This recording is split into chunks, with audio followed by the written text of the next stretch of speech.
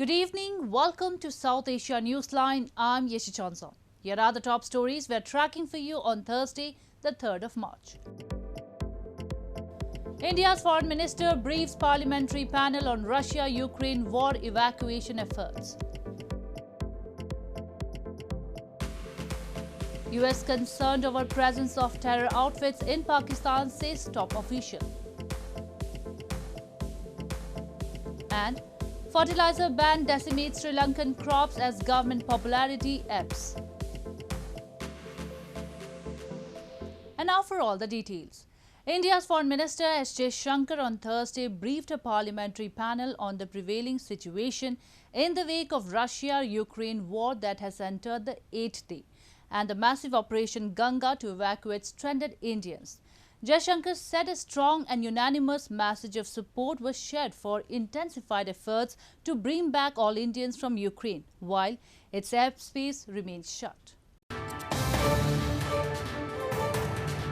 Indian Foreign Minister S. Jaishankar on Thursday briefed a parliamentary panel on the prevailing situation in war-torn Ukraine and massive Operation Ganga to evacuate stranded nationals. In a series of tweets, Jaishankar informed discussions were held on the strategic and humanitarian aspects of the issue, and a strong and unanimous message of support was shared for efforts to bring back all Indians from Ukraine, he said. Congress leader Shashi Tharoor said the opposition stands united with the government's stance. This comes as India has intensified its efforts to evacuate its citizens from neighboring countries of Ukraine while the airspace remains shut. About a dozen evacuation flights, including Air Force aircraft carrying mostly students, landed in different parts of the country on Thursday. The returnees shared their journey of escape from Ukraine was full of challenges. बहुत ज़्यादा खराब हो गए तब online हुए colleges तो तब तक तो एयर फ्लाइट्स वगैरह बंद हो चुके थे तो निकलना पॉसिबल ही नहीं था तो इसीलिए बहुत मुश्किल हुई हमें और बॉर्डर के पार तो कंडीशंस अच्छी है ट्रीट अच्छा किया जा रहा है लेकिन जब तक बॉर्डर क्रॉस नहीं कर रहे हैं तब तक हालात बहुत खराब. India's Foreign Ministry spokesperson on Thursday debunked claims that Indian students were being held hostage in Ukraine after Russian Defense Ministry said Ukrainian authorities were forcibly keeping them in Kharkiv. Russia also claimed it had captured Kherson city amid intensified assaults on key Ukrainian cities. Polling for the 6th phase of the ongoing assembly elections in India's most populous Uttar Pradesh state was held on Thursday. Uttar Pradesh Chief Minister Yogi Adityanath also cast his vote in his constituency Gorakhpur and exuded confidence that the ruling Bharatiya Janata Party will retain power, sweeping over 80% of seats. Polling was held across 10 districts in the 6th phase of the ongoing assembly elections in India's most populous Uttar Pradesh state on Thursday. Uttar Pradesh, home to more than 200 million people, is a bellwether of national politics and is currently ruled by Prime Minister Narendra Modi's BJP, the Bharatiya Janata Party. Its main contenders are Samajwadi Party, Rashtriya Lok Dal Alliance and the Congress Party. The state's Chief Minister Yogi Adityanath, a Hindu monk, also cast his vote in Gorakhpur on Thursday and said he was confident BJP will win over 80 seats in the Legislative Assembly. यहाँ पे बिजली की समस्या है यहाँ पे जितनी भी तार है पोल यहाँ पे स्ट्रीट लाइट बहुत खराब है पूरा तार जर्जर हो चुका है यहाँ पे सफाई की व्यवस्था नहीं है सही से. Meanwhile, ahead of the 7th phase of polling, Prime Minister Modi addressed a public rally in Chandoli district and urged voters that BJP's poll victory was necessary to ensure continued development of the state. The 7th phase polling in Uttar Pradesh will conclude on March 7 and counting of votes will begin on March 10. Moving on, Donald Lu, a senior U.S. administration official on Wednesday, told lawmakers that Washington is concerned over the continued presence of terrorist organizations like Lashkar-e-Taiba and Jaish-e-Muhammad in Pakistan. He said the country is working with Islamabad to encourage it to fully dismantle and prosecute the members of such outfits. The US is concerned over the continued presence of terrorist organizations in Pakistan and is working with Islamabad to encourage it to fully dismantle and prosecute the members of such outfits. Donald Lu, Assistant Secretary of State for South and Central Asia, told members of the Senate Foreign Relations Subcommittee on Wednesday. According to a Congressional Research Service report on terrorism, Pakistan is home to at least 12 groups designated as foreign terrorist organizations like the LET, Lashkar-e-Taiba and Jaish-e-Muhammad.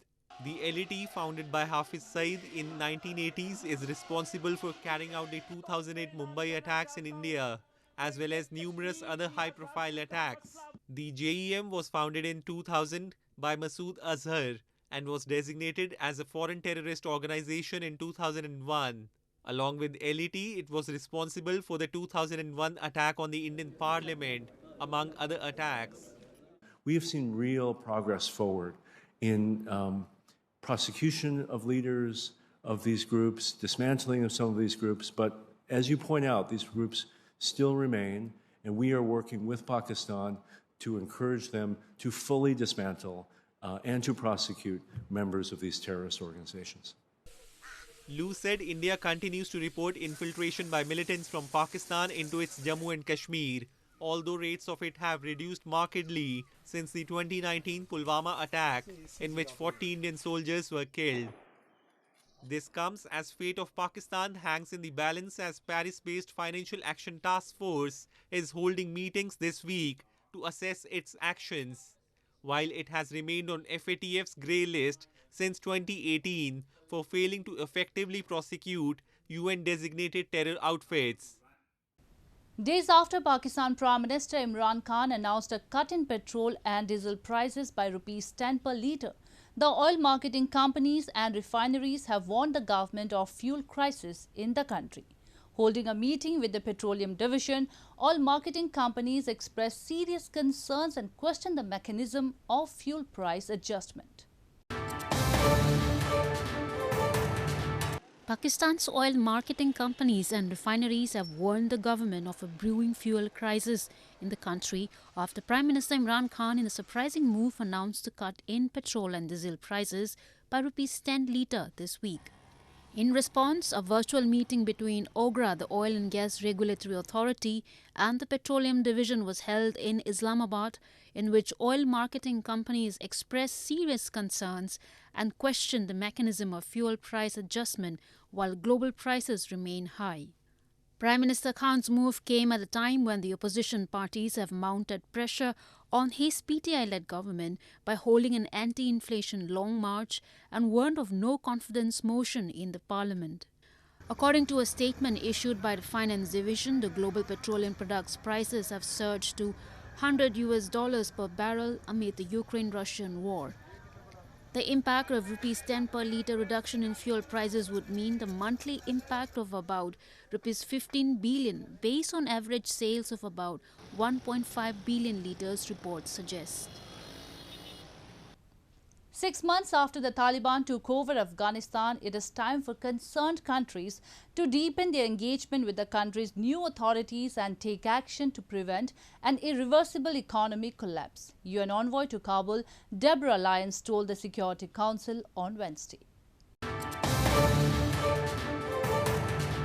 UN Secretary General's Special Representative and head of the UN mission in Afghanistan, Deborah Lyons, told the Security Council on Wednesday that humanitarian agencies may have distributed enough aid in Afghanistan to avert famine and large-scale starvation, but the country's economic collapse is approaching a point of irreversibility.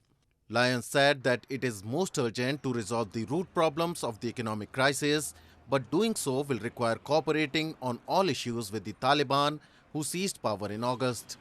The urgent steps must be taken to address the liquidity crisis, restrictions on international payments, and constraints on the central bank, she added. I want to start by emphasizing that we are nearing a tipping point that will see more businesses close, more people unemployed and falling into poverty. It is approaching a point of irreversibility. The Taliban authorities lack international recognition 6 months after overrunning Kabul as the last US-led international troops departed, ending 20 years of war. Donors cut financial aid constituting more than 70% of government expenditures and about $9 billion in Afghan central bank assets were frozen. Many Taliban leaders remain under US and UN sanctions. The moves accelerated an economic collapse, fueling a cash shortage, joblessness and hunger, prompting UN warnings that more than half of the 39 million people faced starvation. In news from Sri Lanka, farmers in Sri Lanka reel from the impact of chemical fertilizer ban that was imposed by President Gotabaya Rajapaksa as part of efforts to promote healthier agricultural practices and make farming more sustainable. Despite the ban reversal, only a trickle of chemical fertilizers made it to farms, which will likely lead to an annual drop of at least 30% in paddy yields nationwide, according to agricultural experts. In eastern Sri Lanka's Akbapura village one recent morning, farmer W.M. Seneviratne sat watching a mechanized harvester slice through the jade-green fields around him, aware that this year's harvest would be only a fraction of what he was used to. 65-year-old Seneviratne has been farming since he was a child.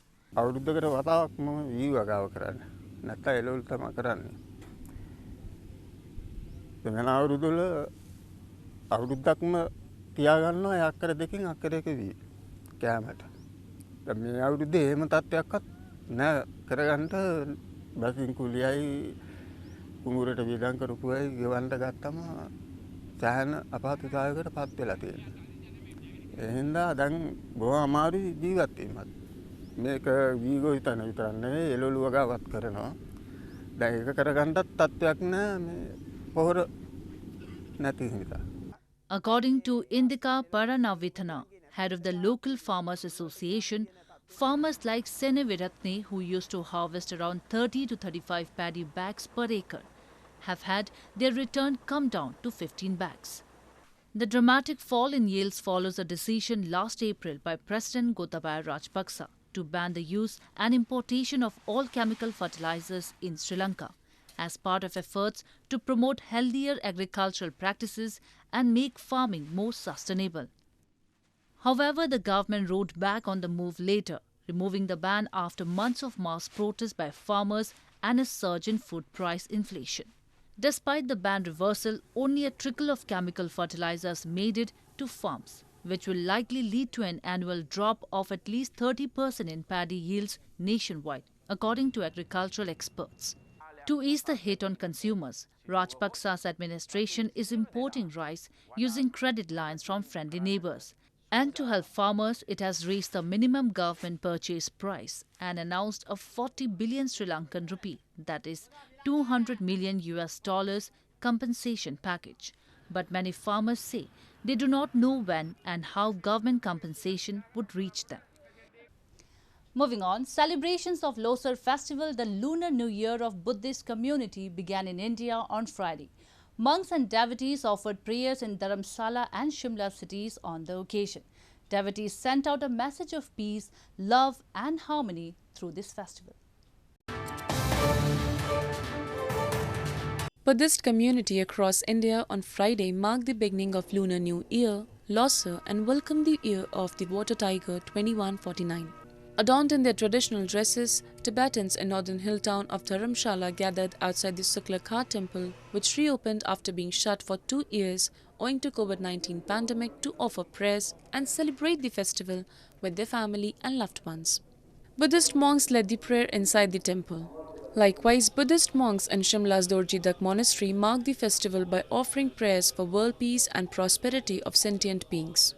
Prayers on the occasion are performed to dispel the evils of the previous year and bring good luck for the coming year. But we have to prayer puja to all the sentient beings, good benefit to all sentient beings, and especially the all the Buddhism lineage throne holders.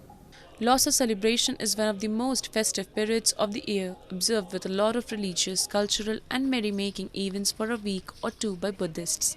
It marks the end of winter and the beginning of spring. Well, that's all we have for you from South Asia this evening. Now our viewers can watch the show on southasianewsline.com. You can also visit us on facebook.com/AsAsiaNewsline and follow us on Twitter @AsAsiaNewsline. That's all in tonight's edition. We will see you same time tomorrow. Good night.